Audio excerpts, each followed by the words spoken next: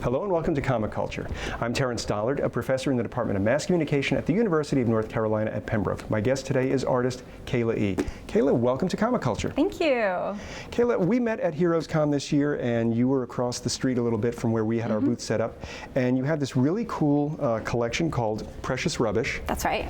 And despite the looks, this is not necessarily for the younger set. This is sort of biographical comics. So what can you tell us about Precious Rubbish? It's definitely not for the kiddos. It's actually something when I table, I have to tell the kids who are drawn to my work, which makes sense because it is very cartoony and bright, that ooh, you better get your mom and dad over here, I'm so sorry, but you cannot read my work. And it's really painful to actually tell kids that can't read comics, but it's definitely in their best interest. Because Precious Rubbish is the name of an overarching body of work, not just my comics, but all of my memoir work about my childhood. So I grew up in a small town in Texas in really intense poverty with two divorced parents who had untreated personality disorders and had just about every bad thing that can happen to a little girl happen to me. And it was really difficult to survive.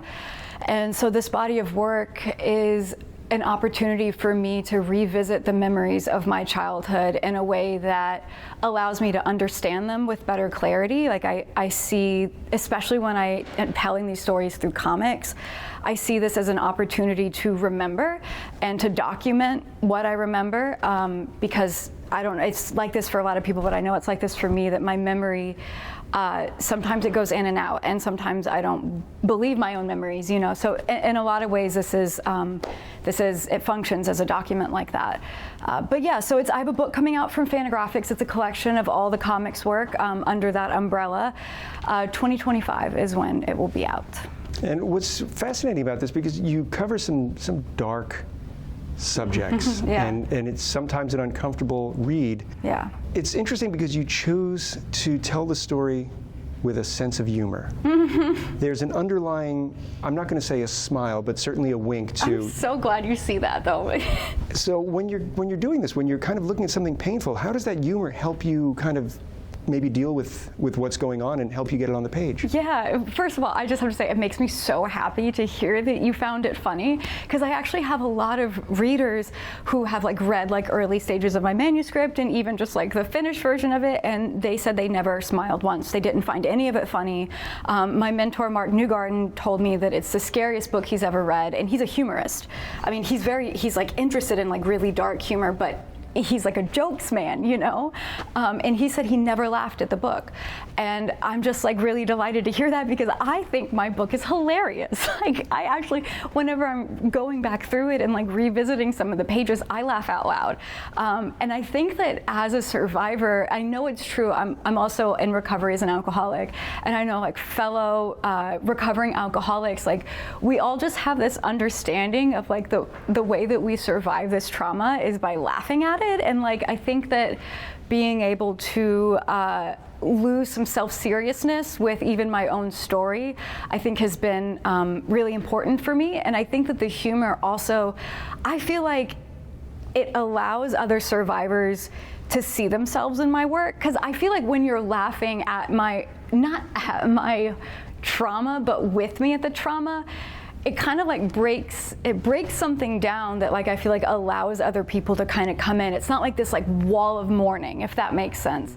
And so I'm always just really kind of moved when people are able to see some of the humor in there, because it's actually a really rare response. That's extremely unique that you're able to see that. So it's really cool to hear. Well, I come from a big family, and we tend to laugh at ourselves. Okay, great. And so, I mean, there are times when we'll tell a family story, and I will look over, and folks will be horrified. You what? And it's just sort of how you deal with things. And yeah. My situation completely different from yours. But yeah, that humor makes it accessible for me as a reader, and I'm sure for other readers. Right. But if someone who is reading this is going through something or has gone through something similar, it will, I think, kind of reach them in a way that it wouldn't reach me. So have you heard back from any readers who have maybe said, this really helped me see things clearly? Yeah, man, that's an excellent question, and is the most meaningful and serious aspect of like my life as an artist is when I hear from my readers, and that happens exclusively right now at cons. Since I'm like relatively unpublished, that's the way that I interact with my readers, and I'm like not particularly active on social media. So when I'm able to connect with people, it's shocking how vulnerable strangers can be with me.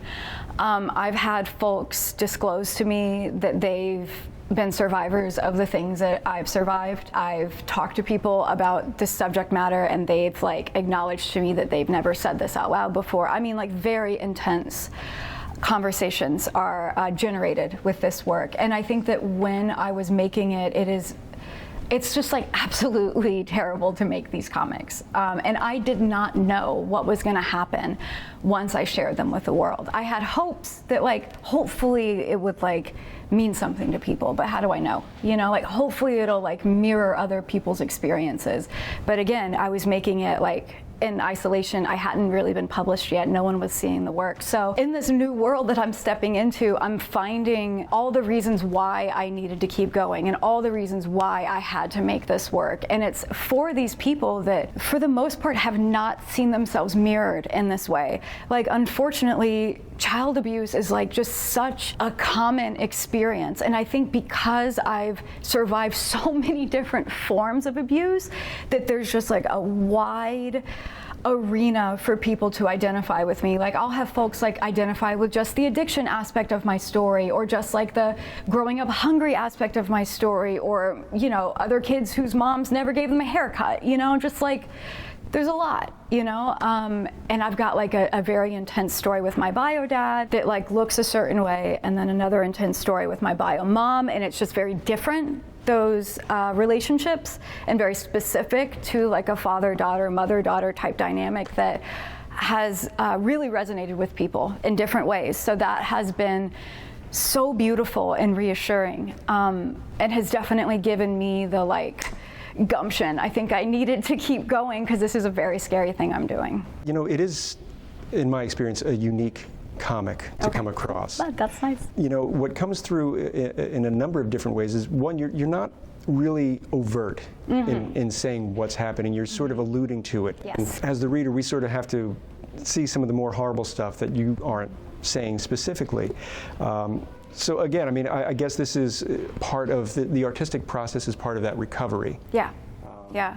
The other thing that I notice is your work is very grounded in classic humor style comics. Like you have a couple of pages in the book that are homages to Archie comics. When you're coming up with this idea, I mean, comics are a weird way to kind of address this sort of trauma. Yeah. This is all like everything you said is just like bing, bing, bing, so on point. And I think I want to address what you said about how I'm not being particularly overt with telling the story of some of this trauma. And so I think that hopefully this will answer kind of all of this. But so I have found that comics have been able to function as like the perfect vehicle for me to revisit childhood trauma, specifically revisiting childhood trauma. I feel like it's like magic in a way. It provides this like framework for me to look back in time, and the way that I construct my stories by pulling comics from the public domain and like working super referentially allows me to kind of bring in like layers of meaning and layers of interpretation, because memory is very squishy and memory changes and memory isn't entirely reliable. I find that comics like give me space, like specifically like the gutters give me space to remember things and to like not say things and allow for readers to project their own experience in it. So like in a lot of ways, like the reason that I choose to tell this story through comics rather than like other areas of fine art that I am involved with is that this particular form is so effective at revisiting memories and communicating that to a reader, I think, in like such a potent way. Like when I read a comic, a memoir comic specifically, it just can like, more than music, more than film, more than visual art of any type, I find that comics can get to like my humanity in like such a powerful way. I mean, Scott McCloud like wrote a whole book on it, and I think like mostly I just lift from him to try and explain what it is I'm trying to say. But and I also think kind of sort of separately that I'm not interested in showing what happened to me. I'm just not. I don't want to draw that. I don't want to look at it. I don't want my readers to look at it. And there are a lot of survivor creators who that's a very empowering part of their practice, or at least is a part of the practice that they choose to do. And that is a choice that I just am not making because I'm a very visual person, and like there are images that exist in my mind and will for the rest of my life that I can't get out. And like putting it on the page, it just isn't going to help me. And that was a decision I made that I didn't think it was going to help anyone else. And it's also really interesting looking back at my work. I've like asked my wife Laura, like, is it clear? Like, is it clear? Like, do you think that I'm communicating what, like this stuff with my dad? Like, is this clear to you as a reader? And she's like, oh, honey, like, oh yeah, it's like super obvious. And so I think that also is like such a survivor experience to not even really know, because I've had the question, I have years I just don't remember, you know? So it's like, did he do it, did he not? Like, you know, I don't know. And so I make the work that just like explores that exact question and is a reflection of that internal struggle of trying to remember, yeah.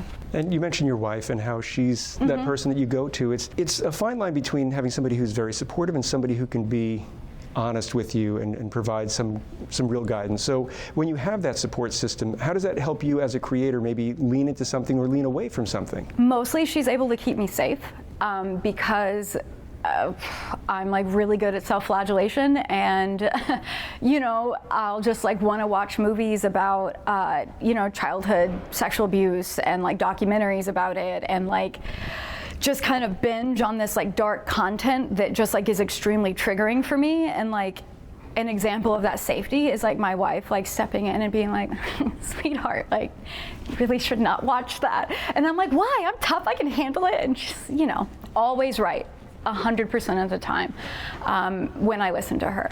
So, and the same goes with my practice. She can tell, like, of all the people she knows, like when I'm in a triggered state, like what's going on with me mental health wise, like if I've been having flashbacks, if I've been having a series of like horrific nightmares, which I do. I suffer from really, really, really bad nightmares. And she'll see that I'm like squirreling away in another room, like working on my comics, you know, and she can step in and talk to me and be like checking in on me, like, are you okay? Is this okay for you to do right now? Like, do you feel safe engaging with this material? And you know, most of the time I'm just not safe engaging with it. Actually, I don't think I'm ever safe engaging with it. And sometimes I just have to push through it, you know? I have to be like, no, like this is triggering me a lot, but I have to get this story out. Like I feel some compulsion to tell this story, so I just gotta do what I gotta do. But I always have a spouse who like sees me very clearly and is able to provide like just incredible emotional and spiritual support to me, like when I'm, you know, in the process of making this work. Let's talk about the actual art itself, because we mentioned it's very referential of classic Archie comics, some more the maybe Little Lulu type stuff. Yeah, big time. Are you a digital artist? Are you pen and ink? How do you work? For my comics, entirely digital. Okay. Yeah, entirely digital. There isn't like an essence of it that exists in the real world, which, except for like the printed paper that it's on. Which is, there's a whole backstory behind that as to how I arrived at this point, because I'm like a classically trained artist. Like I like an undergrad, like I learned oil painting, you know, like I'm a tactile kind of creator. So it is kind of interesting that my comics work is entirely digital. But I found it to be really helpful for how I'm telling these stories about memories. Because up until the book is published, like I have rewritten and redrawn these stories sometimes up to like a dozen times.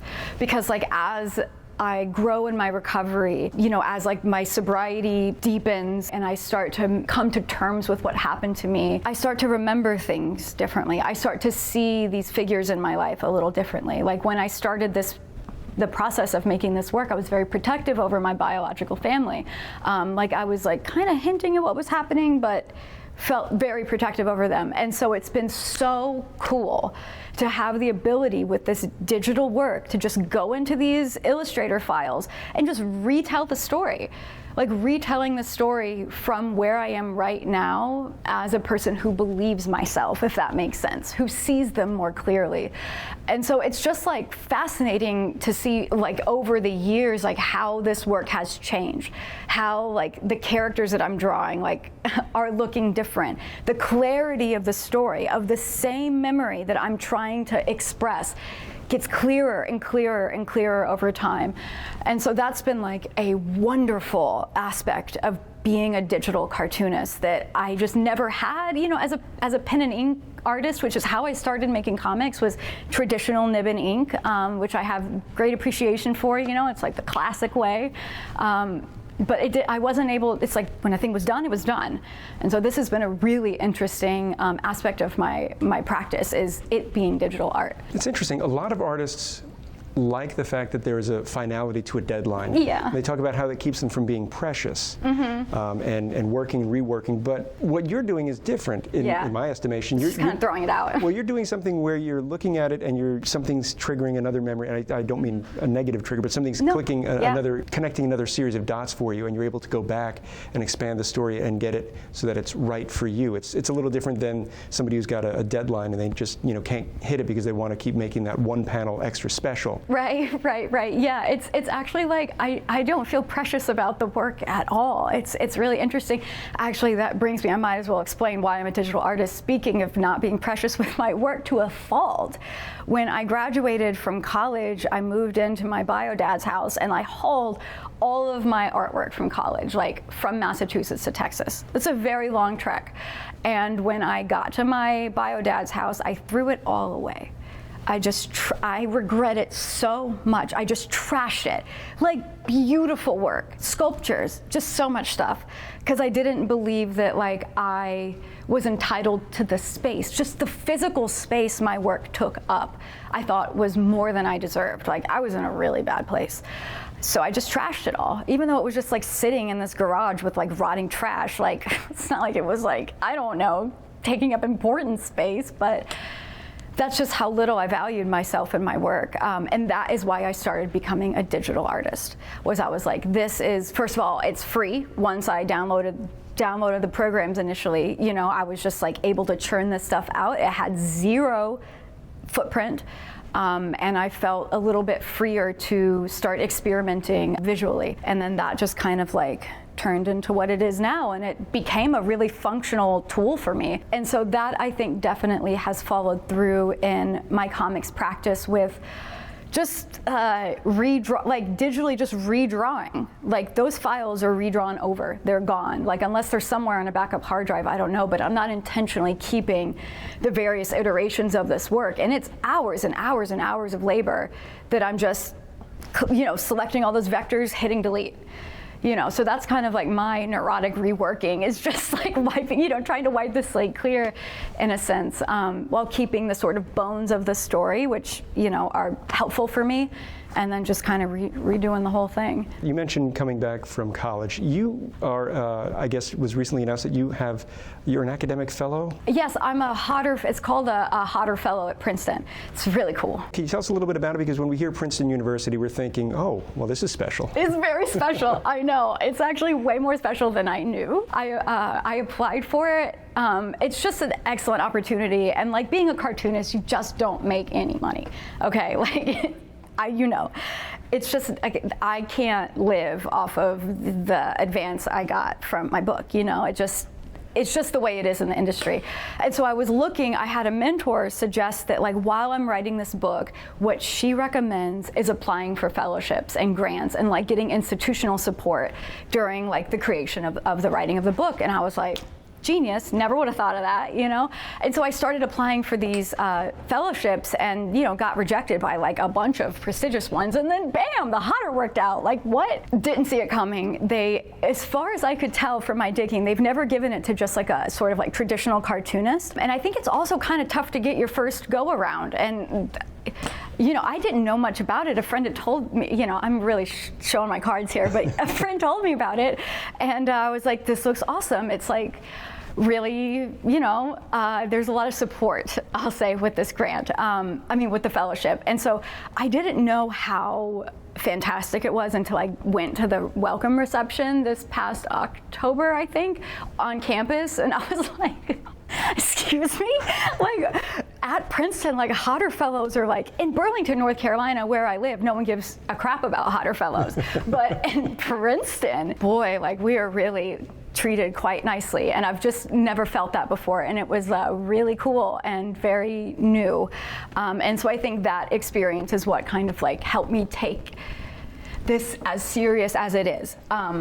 But it's a pretty amazing opportunity, and I'm actually, they're like giving me the resources to hold the launch event for my book at Princeton in the Lewis Center for the Arts building, which is really beautiful.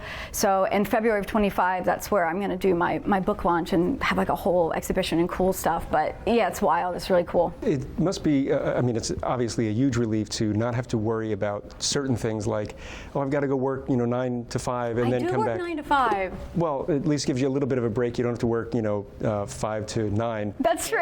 That's true. That's actually the major thing that it has provided for me, because I was working, I've been working full time at Fantagraphics, but also 5 to 10 p.m. as a freelancer, as a designer, because girls got to make a living, So this fellowship actually has really opened up my time after work to like actually focus on my craft, which is a totally new thing that I really like. Like, being an artist, even if it's just after 5, it's like, it's pretty great. I really enjoy the freedom. I'm still doing some freelance stuff, but a lot less, which is a real privilege. I'm very grateful for it. You mentioned Fantagraphics. So what are you doing at Fantagraphics? I'm the creative director, which is a fancy way of saying I just design books. So I get to design like really cool books. I love what I do. I love comics. I'm a comics nerd. Just like all I want to think about and read and talk about are comics. So that's what I get to do at my job, and visualize, like put together this like beautiful package to represent someone's story out in the world. And it's just like quite an honor and an amazing experience to like get to connect with other creators in my field, which otherwise being a cartoonist is very isolating. It's just totally lonely, especially in Burlington, North Carolina. So this job like gives me a real chance, like an opening into the community that I never would have had otherwise. Because again, I'm not particularly active on social media, so I haven't really like built a community with, like my contemporaries. So that's been really awesome. And I've designed some really beautiful books, like just some real stunners. Like over the course of the past, I've been there for a little over 2 years now. So yeah, I design the covers, I design the interiors, and some books like are very complicated in terms of like what the interiors are going to need design-wise, and others are a little bit more straightforward. But yeah, so that's sort of what it looks like. And this is something because of this, I guess, digital world we live in. You can be in North Carolina, and Fantagraphics could be headquartered any place else in the country. It's really weird. It's actually post-pandemic that they, from what I know, is when they started opening up hiring remote employees. And so I think that I actually applied for a job at Fantagraphics and did not get hired a few years ago because I was based in North Carolina is what I was told. And they just weren't ready for that, change in culture, which is understandable if you've been around for 40 years and you've never done remote work, it's a big shift. And so then post-pandemic, the job opened up for art director at the time, and they reached out to me because they knew they'd already acquired my book, and they knew I'd applied for a job as a graphic designer years earlier. And so they were like, hey, do you want to come on? I was like, yes, sir. And I'd actually just lost my relationship with my biological father a week before that.